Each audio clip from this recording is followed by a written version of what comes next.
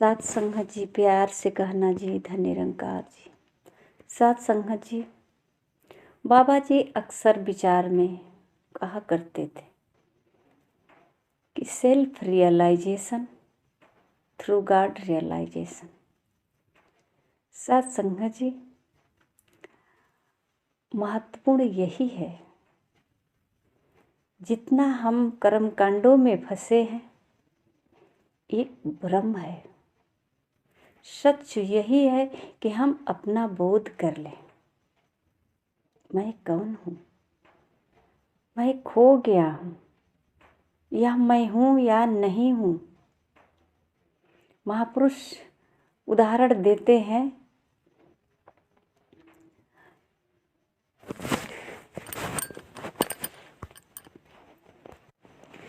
जब मैं था तब हरि नहीं। जब सत्संग जी मैं होता हूँ वहाँ हरि नहीं, और जहाँ हरि होता है वहाँ मैं नहीं, क्योंकि एक ही है, सिर्फ एक ही है। और सद्गुरु जो है इसे दर्शाया है, तू ही निरंकार। हर व्यक्ति जो सद्गुरु के चरण में आया और ज्ञान कक्ष में आकर सद्गुरु से जो ज्ञान प्राप्त किया, उसको यही बताया गया, तू ही निरंकार, और दूसरा नहीं कहा गया। एक तू एक मैं है, एक तू ही निरंकार। साथ संगत जी, तू ही निरंकार, सिर्फ तू ही निरंकार। अगर दूसरा होता तो दो हो जाते। यहाँ तो केवल एक की बात बताई गई है, एक को जानो, एक को मानो और एक हो जाओ। एक ही है, इसी को महापुरुष कहते हैं, एक को जानो, एक ही है।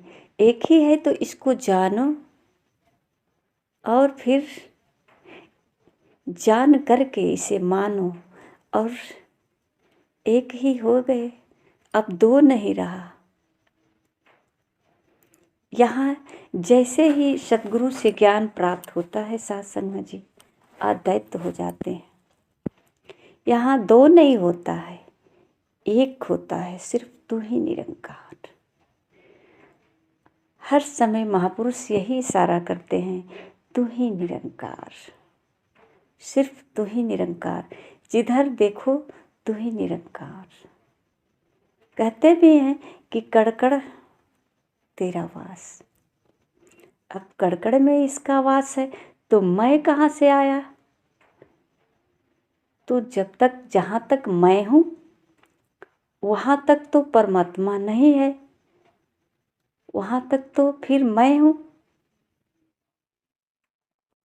साथ संगत जी, सद्गुरु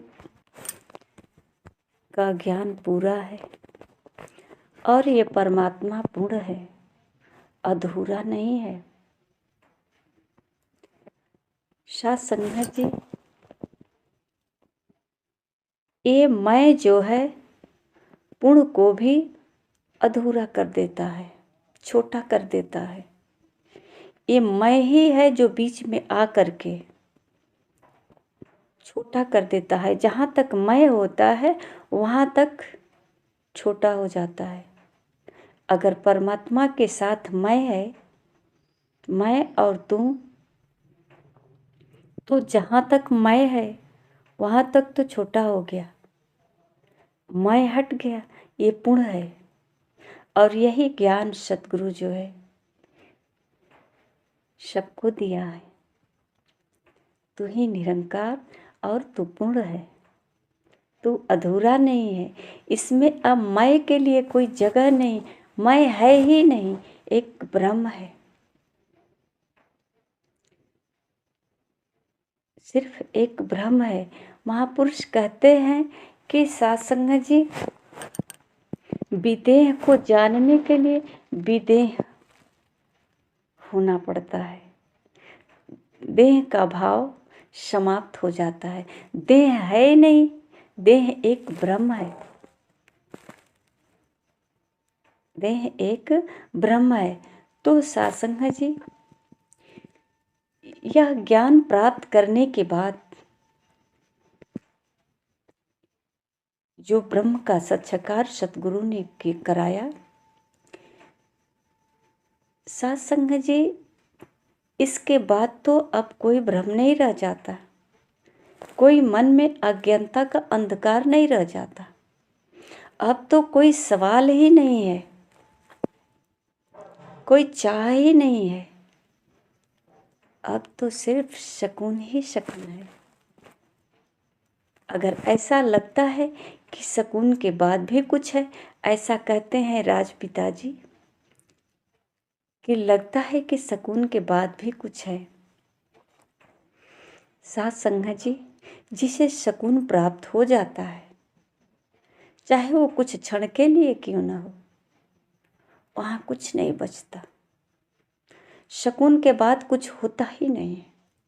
और सुकून तब होगा जब स्वयं का बोध होगा, जब सेल्फ रियलाइज होगा, अपनी पहचान होगी, मैं कौन हूँ। तू ही निरंकार, सिर्फ तू ही निरंकार, और कुछ भी नहीं है। सत्संग जी, बाबा जी अक्सर अपने विचार में कहा करते हैं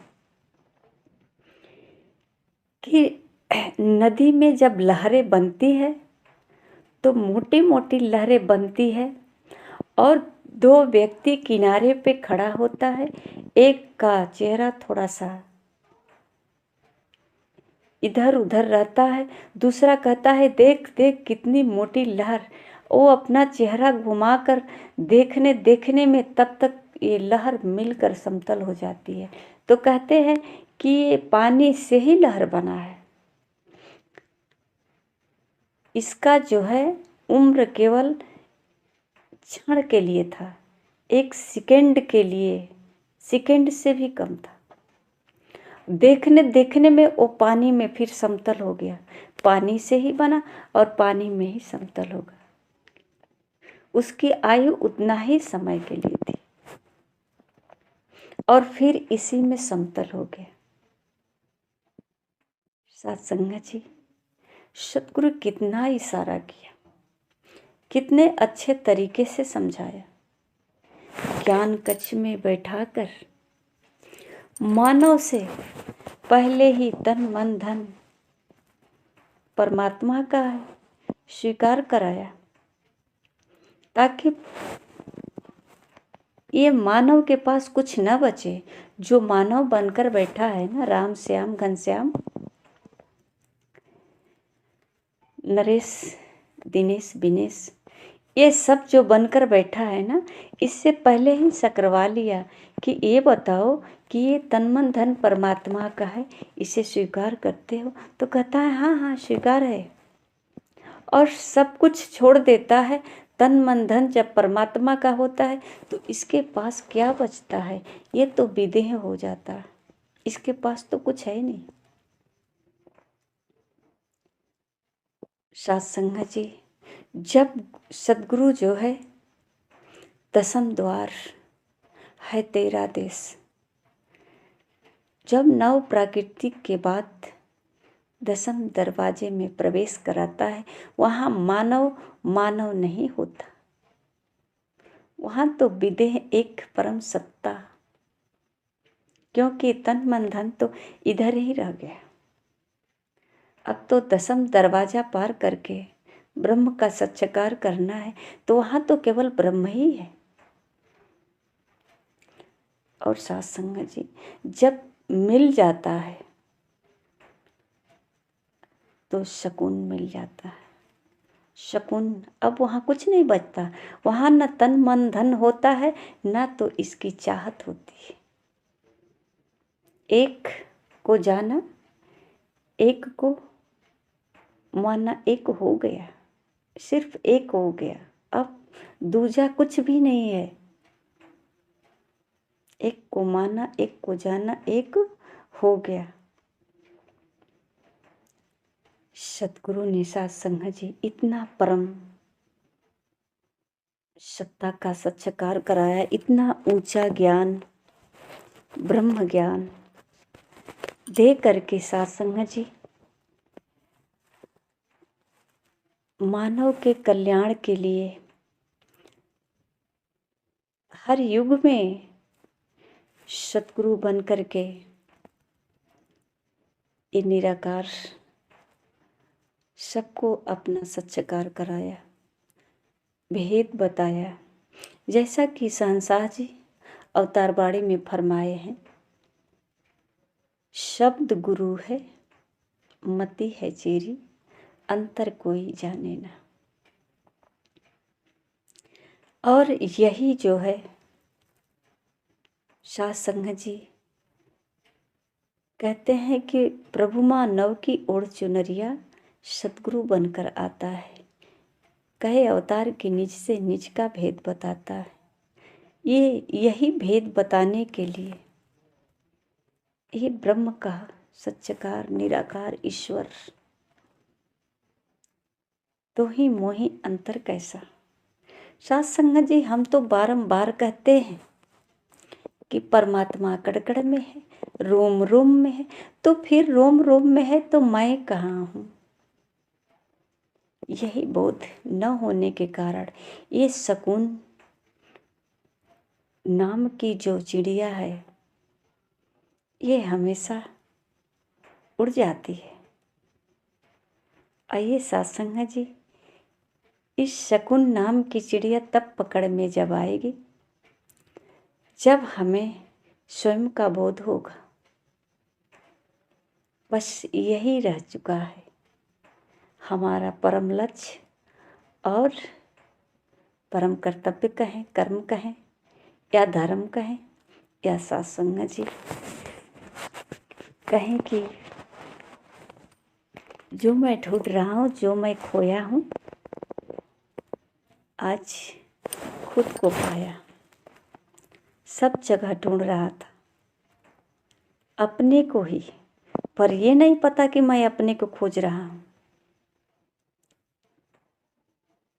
पर सतगुरु के द्वारा सत्संग जी ये रियलाइज हो गया कि मैं स्वयं को ही ढूंढ रहा था, मैं खुद खोया था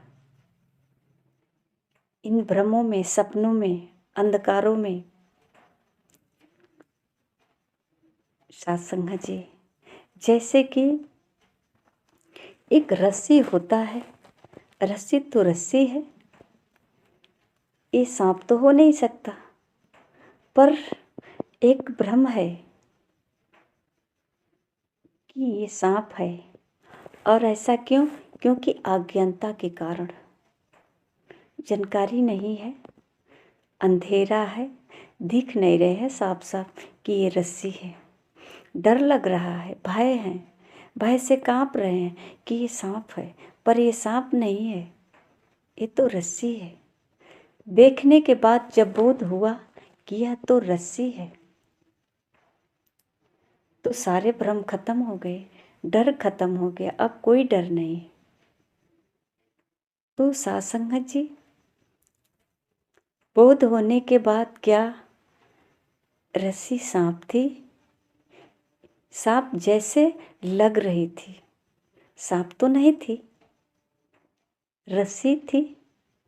इसी प्रकार सत्संग जी जब मानव को बोध हो जाता है अपना स्वयं का, तो सत्संग जी जो हमें भ्रम है कि मैं हूँ, मेरा तन, मेरा मन, मेरा धन, ये सब एक रस्सी के जैसे है